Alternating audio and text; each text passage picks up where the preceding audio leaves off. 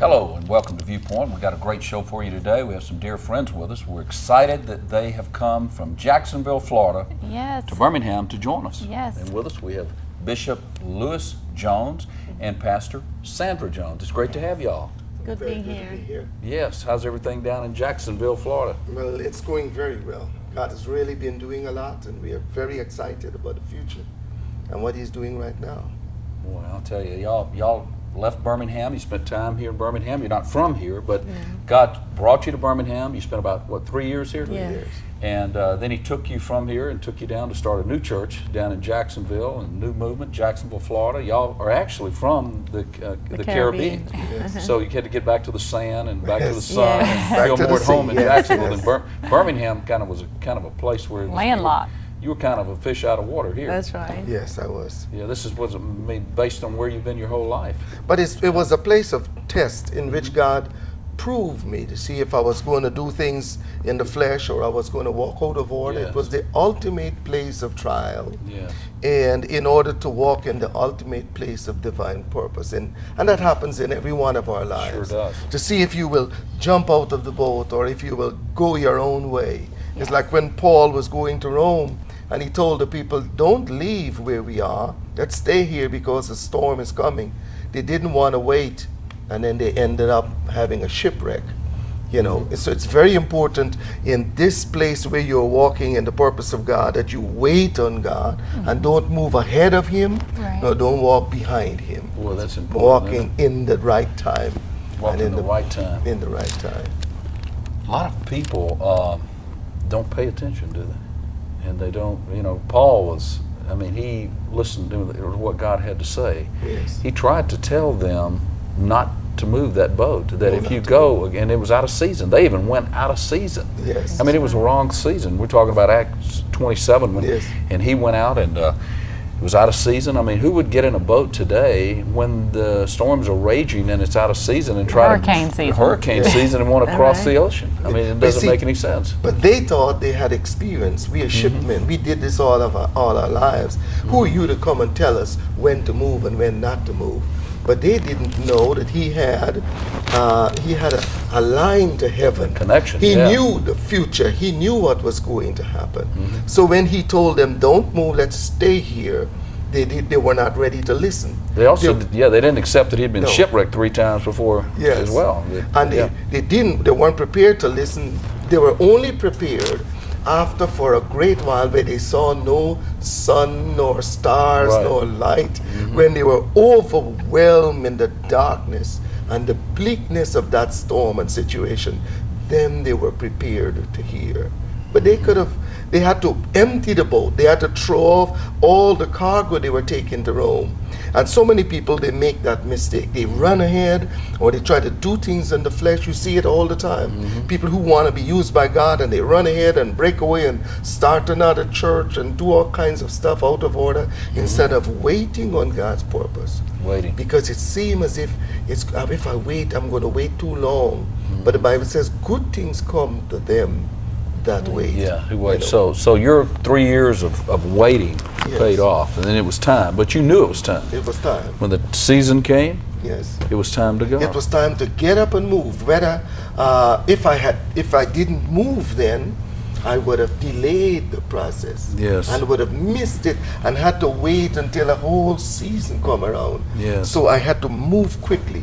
It's like the message that was preached on Sunday, when the window is open.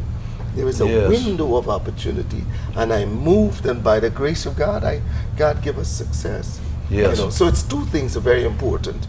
To wait, number 1, but then when the time has come to move, you move quickly, I believe God uses people that move on time, on time. on His time. Yes.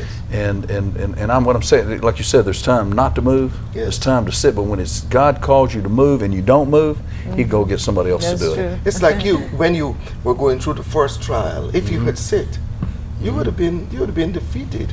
You had to get up and go and preach about joy when you were going through grief and sorrow. You had to go and lift people up even when you were down sometimes. And in lifting others and strengthening others and preaching the gospel and going to these churches Yes. give you the strength to walk through all of that situation. Very powerful. You know, there's a scripture like that in Songs of Solomon when the bride says to the bridegroom, "Tell me, O thou whom my soul lovest, where thou feedest and where you make your flocks to rest at noon. For why should I be one that will turn aside by thy companions?" And he answered and says, "If thou knowest not, O thou fairest among women, go thy way by the footsteps of the flock and feed thy kids besides the shepherd's tent." In other words, if you want to know where I am, do something for somebody else. In other words, go by the flock, minister to others, serve others, and doing that, you will find where I am. And that's what you did. You went and did the opposite thing. The normal thing was to sit down and kind of be discouraged and cry sometimes, but you got up and did the opposite thing. You know, you went and served. Went and did it. I think that, you know, I believe, and I mean, I believe it to this day, that had we sat still, when God called us to go do something, that, in other words, we had to go sow in order for us to reap. And so he called us to go sow. You know, you made a comment to me, you said you got to bear fruit.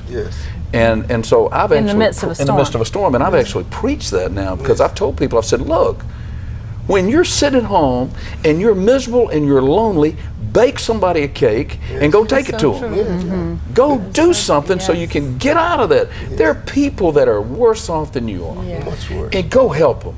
Go do some good. Go find somebody to do something for. And when you do something for somebody, you know, I tell you, young people, you're sitting there and your life, you're struggling. There's an elderly couple down the street and their grass is getting too high. Go cut their grass. You go help that man cut his grass. I remember when I was a kid, there was an elderly fellow down the street who was putting a new roof on his house. And my dad drove home that day from work, and he came in the house and he got me. He said, "Son, go help that man put that roof on that house." And I said, "Well, you gotta be kidding. I mean, this is my time off, Dad." And he said, "I'm not gonna tell you again." He said, "You go down there and you get on the roof with us. It's hot out there. That man's trying to roof that house by himself. He doesn't have any help. You go down there and help him." I went down there and roofed that house with that man. And to this day, that man still appreciates that. And I'll tell you what, he tells me that when I see him. I remember that time you came down there. Well, he's, you know, he's Didn't elderly. we see him when your daddy passed away? Yeah. He's and you know, he's much older now, but I helped that man. I went down there and I helped that man, and I'll tell you, it was the greatest thing that I could have ever done. And I was so, and today, I mean, I think about it, how many young people are seeing elderly people that need help and they're not even helping them. Instead, they're out doing things that are destructive, and if they want to help themselves, go help somebody else. So whatever storm you're in today, whatever problem you're going through, what you're saying is you can do something about it by doing something for somebody else. You can. Whatever you make happen for someone else, God would make happen for you. See, whatever you do. And as you sow, like you said, you have to sow into someone else. And Jesus said, if you are not faithful with that which is another man's, who will give you your own? If I can't be faithful to help someone else, God could never trust me with my own. I had to prove myself in the house of somebody else, as it were, and walk in order and stay in order and do what's right, and then God will bless you in every area of your life. I tell you, healthcare people have a special anointing on them. People that work like in hospitals and nursing homes. First of all, if you're called to do that kind of personal care for people, and I was, you know, I did it for a while. Actually, when I graduated from college, even before, I went to. That's what I did. I worked in a hospital. I was a therapist, respiratory therapist. I took care of patients, and there was a tremendous opportunity to serve. People were very sick. They needed things done. When I went in there, I had to help them. I had to deal with issues. Family members were a lot of times crying and upset and worried, and I would have to communicate with them and talk to them and spend time with them, but I was serving. There are nurses out there that have dedicated their lives in intensive care units and taking care of young children and taking care of elderly people and whatever, cancer units and trauma units and different, and those people are blessed. And I'm going to tell you, the greatest feeling that I ever had in any job that I ever had was when I was serving. And I would come home at night and there was just like this incredible satisfaction. So you wonder, why do people do it? They do it because they have been called to serve, and healthcare people are especially anointed. And you think about it when you've been sick or you're in the hospital, you know, you're kind of grumpy, you're not the nicest person in the world because you're in pain, you don't feel good, and it's hard. It's hard and so to find people you don't even know who they are, for them to come in and lay hands on you and turn you and pick you up and help you with all the personal things you need, those are special people. But those people reap tremendous rewards in terms of gratification for what they do. Now, there may be some of them out there saying, if you knew how hard I worked, you wouldn't be saying that. Well, a lot of them are overworked because there is a shortage of good healthcare people in America today because of the fact that reimbursement has changed and hospitals have had to cut their costs, and they don't have as many people as they used to have. But you know, healthcare costs are even going up because there's more things and tests and whatnot we can do. But bottom line is, it is an honorable profession. And I believe there are a lot of folks out there in the healthcare business that are going to get some really special rewards when they get to heaven. God's going to recognize the incredible work for mankind that they have done while they were on this earth. My wife started going to this place in Florida called Quigley's House and working with women who have been hurt and battered, and she's got so many stories of serving them and counseling them, and it's just really incredible being able to minister to people in their hour of need. What would you say about Touching people's lives, to me, has such great significance and such a great reward when you touch somebody's life, you know, life, and you take care of them and you minister to them. To me, you receive back also. It gives you a great sense of satisfaction that you're doing something worthwhile. And taking care of people, especially when they're hurting, like you're saying, even psychologically, you know, if they're battered and abused and feel as though somebody's telling them they're nothing and beat up on them and make them feel worthless. And then you go up in there and you lift their spirit up, and you, as it were, you take over that situation and help them to understand that they're special. There's somebody who really cares, and they're somebody and they're special, and lift them up, motivate them all over again, and put them on their road, as it were, again, to believe in themselves. Don't make them feel worthless and nothing, and you know, and there's so much of that is going on, Richard and Leslie, you know, abuse. I was just dealing with that just now. It's so bad, you know. In the right over somebody's here, crying and they feel as if it's hopeless, you know, because somebody's taking control over their lives. It's so bad. But like Bishop was saying, when you have a relationship with Jesus, it makes a big difference. A big difference. And I really believe that you know, we know that God is love. And that when we show love, that's God. You know, Leslie's dad was so brilliant when he was on our show once, and he said people will say to him, well, I've never seen God. And he says to them, well, I have. It says, God is love. And if you've seen someone give love, you've seen God, because that is God. So as we as Christians are out there giving ourselves to help people and to lift people up, and sharing, you know, our faith with them and sharing Jesus with them, then that's truly God right there. It's just you're just in His midst. And there are people that live their whole life and miss it, Bishop. I mean, they live their whole life and they never get in themselves into the right place where they are blessed by knowing Him. You know, one of the things we wanted to talk about today was the Pilate. You know, when Pilate was given, you know, we did a whole week talking about the Jesus decision. And I'm excited about having you and Pastor Sandra on the show today, because I want to get y'all's perspective on this particular decision.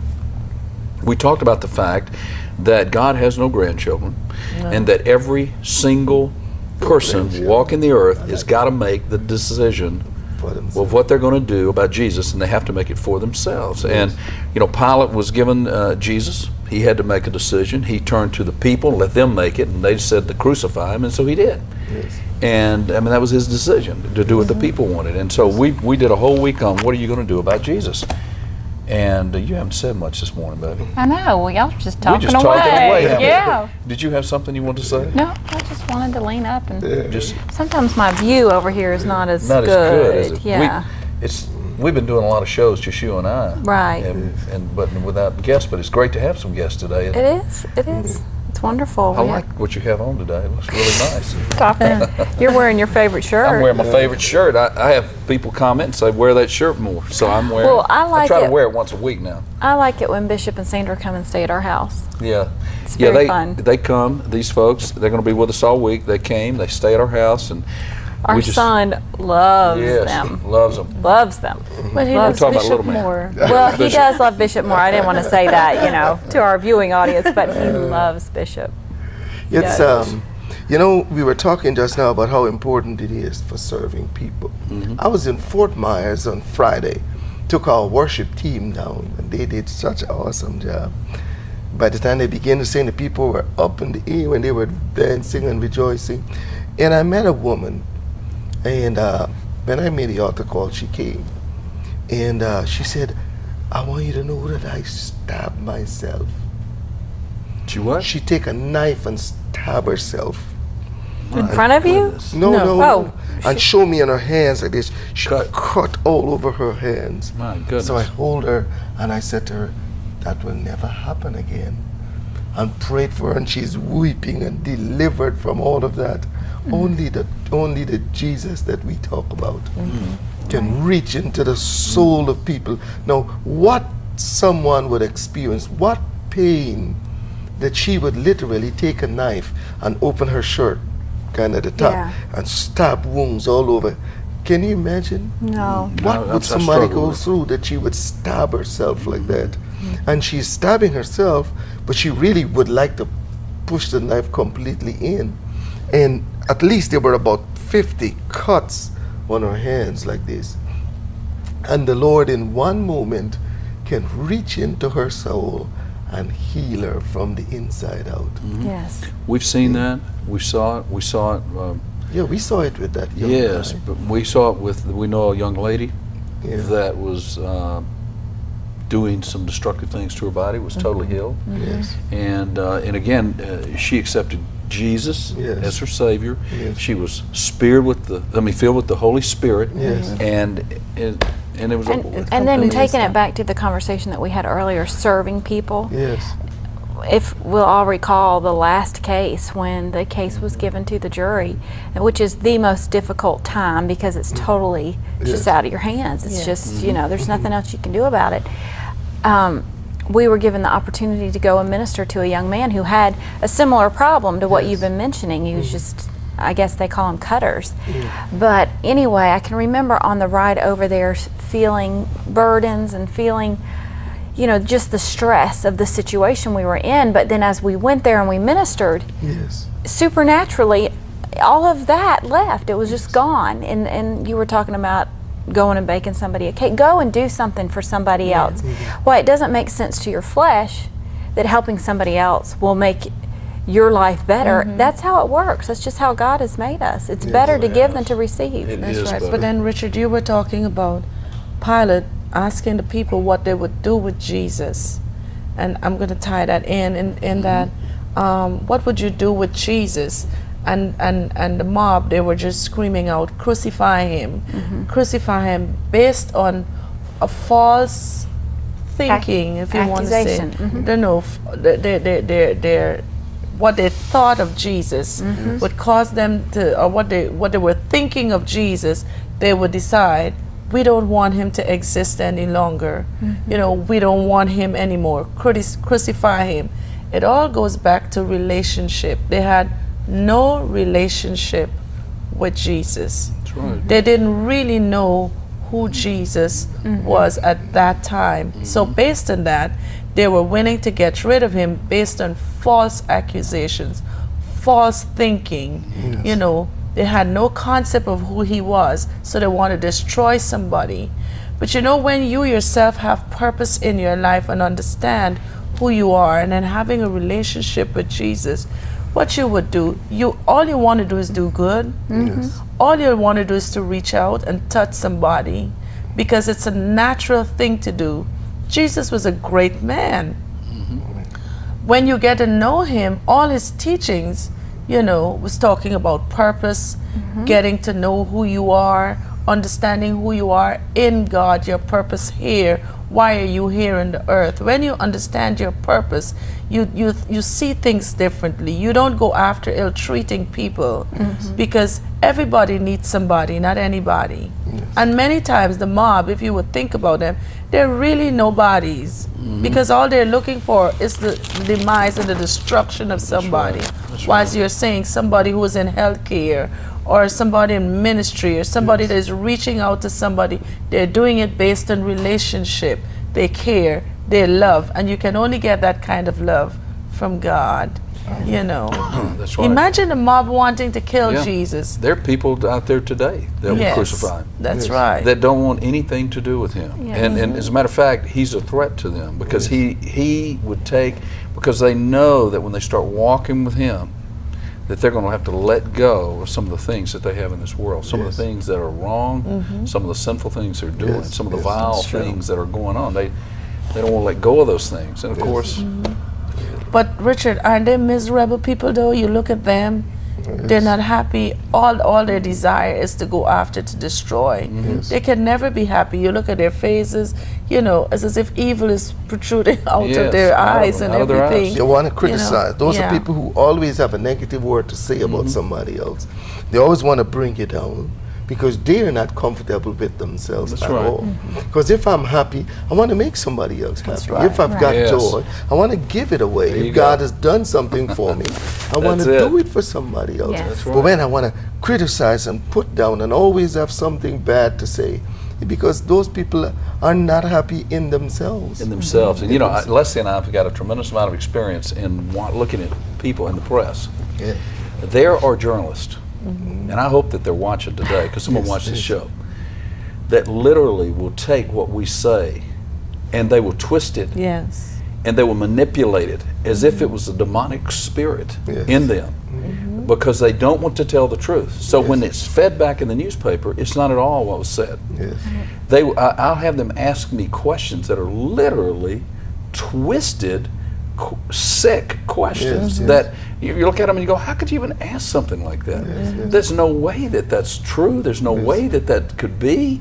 What is with you? And they're just like little minions trying to get some little negative, twisted Morsel thing. of Some negativity. morsel Yes. negative, and they twist and spin and I wish corrupt that- things. I've never seen anything like it. It blows my mind. I wish that the general public could see what just it see what really we're is talking like about. when we leave the courtroom and there's the press out there and there are the reporters and they're trying to get, and with this case, this recent case has been very interesting with the 4 defendants because they're running from one to the other and the prosecution, and it's just like birds going to different dead carcasses to feed off of them to get some kind of Yeah. And they take something now there's a few negative, good ones. yeah. Now there's some out there that are decent. Yeah, there are some There's that we some good really ones. like a Hey, lot. And Yeah. those of you that are fair and are good, we appreciate you. appreciate it. We thank you and God bless you.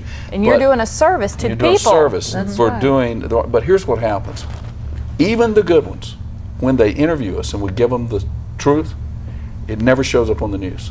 It gets What edited they will or do something. is they will show us talking, and then somebody will talk over us and say something totally different than what we said. Yes. Or they'll take a part of a sentence that I said and then manipulate and spin around it. Somebody will edit that in a fashion so that what I really said, the public never got it. And when we watch that on the news, we go, my goodness, look at what they are doing. And if you're out there and you're just in the public, just watching television and you see this, you do not get the truth. No, now, we don't. that means that when I'm watching CNN or I'm watching Fox News or I'm watching ABC or CBS or NBC or whoever it is, I can't believe it. When they're interviewing somebody else, Yes, yeah, I because you can be cannot sure. believe it because what they're giving you, the public, is what they want you to believe. Yes. They want to give you a twist. They want to give you their version of the story, but they don't want you to have the truth. Because if they wanted to give you the truth, they wouldn't spin it. Yes. And why do they right. spin it? We did, and Leslie and I talk about it. We did a press conference once where it was a 30-minute press conference, and it was totally recorded. The whole press conference was recorded. Not one thing that I said made it into the press. And everyone looked and watched. They said, "No, it wasn't in the newspaper. It didn't make it into the television cameras." It was totally a corrupt Because they situation. didn't want anybody to know They about didn't it. want the people to know what I had to say about the situation. And it had to do with this case, because when the government first came out against us, they put out a press release. That press release had 5 lies in it. 5 lies. And of course, it's proven in the case that those were all lies. And so that was put out there. And so we had a press conference to say, this press release has 5 lies in it. If you take those 5 lies, make them truths, and this whole thing goes away. But see, once those accusations are out there, they stick to And you. they go all around the world on the They just internet. stick to And then you. people want to say, oh man, they got him on this, they got it. Well, they didn't get us so And many that's of how that. sometimes people, they live by what they hear the media say. And that is why the media need to take responsibility for what they do. Because instead of should. doing good, they're making a world a bad place, That's thinking right. evil of each other, and all they want is the bad news. And bad news don't really do good to anybody. No, it doesn't. It brings strife, It brings confusion, strife. yes. Well, let me But tell you bad what- news seems as if only bad news sells. Let me really. tell you where we are. I'll just tell you the truth right now. We don't even read the newspaper. We don't take the newspaper anymore, and we don't read it. And we don't allow it in our house. So we don't know what's been There's said or not we don't said even know what's about been us. said or not said. And sometimes it's good. There's It's so good. much dishonesty. There's so much trash. There's so much garbage and so many lies and so much distorted truth that we don't want in our house. Yes. We don't So want it so in our refuse spirit. We 'cause don't want our spirit. We don't no. want to know it. Because you notice, Not just Bishop what they say about us, but about anybody. Right, right. because it's been most accusations and all kinds of negative stuff. Well, just say what is the truth. Right. See, but you see, it is a part because a lot of times people want to control the opinions of the masses. That's right. That's right. The That's They, what they it's don't about. only want to report what's there. They it's want to propaganda, control Bishop. what you think. You know, we used You to know. talk about propaganda wars in the Soviet Union and Russia and China and whatnot, how they would put the propaganda out on the Yes, yes. people. That's exactly what's happening in America. Yes. We're fed so much propaganda that there's no way we can know what really is going on. We don't have a clue what's going on in Washington. Yeah. We don't have a clue what's going on in Iraq and around the world. We've been fed so much garbage and so much prosecution that we literally So you don't know. really don't We don't know. the underlying truth. We don't know. Right. Yeah. No, because It's you can't like- believe the newspaper. It's and you like can't believe what Iraq. they're If you telling were to look at the news, all you would think is that they're killing each other. You would think You that don't there know. is no progress in any area, but I'm sure that's not completely You know, so. and when they tell us that they've killed somebody, we don't even know if it's true or not. We Oh, really you don't know, I when mean, they said they you can't- killed some great big terrorist, I thought, I don't even know if that's really him. I We don't don't know. believe We don't- it. I mean, Well, we're running out of time, y'all, and so you know we got off the main, but we'll get back on tomorrow. the main Hope you thing, enjoyed the show. I didn't get to and, read the scripture today, and babe. we didn't get to do that, but we're going to do it tomorrow. We want to thank y'all for watching the show. We appreciate your cards and letters and emails and everything else, and thank you those of you that have helped us with our African ministry. Yes. We do have to feed almost 2,000 children every day, so if you could send us $10 or $100 for the African ministry, we do appreciate it. You can send it to Kingdom Builders. We thank you for watching our show today. Yes, we hope you'll join us again tomorrow and that you have a wonderful and blessed day today.